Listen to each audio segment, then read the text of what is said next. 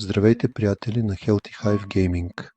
Днес няма да говорим за пикселни светове, а за нещо съвсем реално и гъбесто.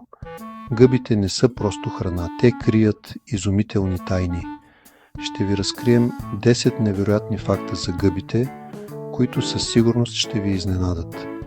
Но преди да продължим, натиснете бутона за абонамент и камбанката, за да не пропускате нашите интересни видеа.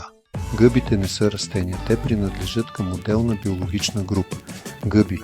Те нямат корени, листа или хлорофил. Най-големият организъм на света е гъба.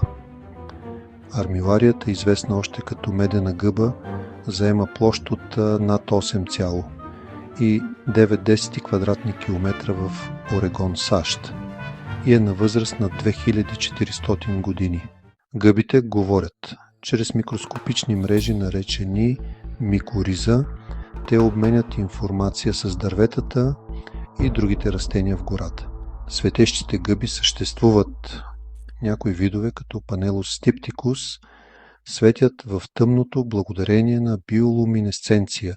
Гъбите могат да спасяват животи.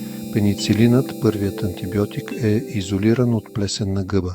Гъбеният дъжд не е мит. Някои гъби могат да изхвърлят спорите си с скорост до 25 000 пъти по-голяма от гравитацията. Гъбите като строителен материал. Те се използват за направата на устойчиви тухли и дори мебели.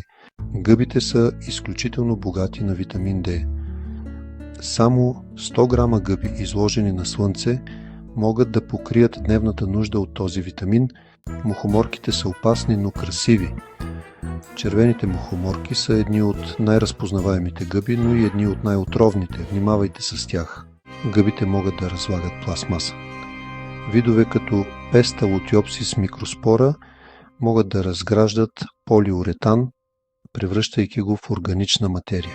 И така, кои от тези факти ви изненадаха най-много? Напишете в коментарите, а ако знаете още нещо интересно за гъбите, споделете го.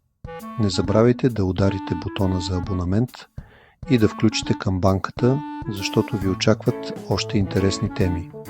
От света на природата, здравето и, разбира се, игрите. Абонирайте се за Healthy Hive Gaming и останете част от нашето здравословно приключение.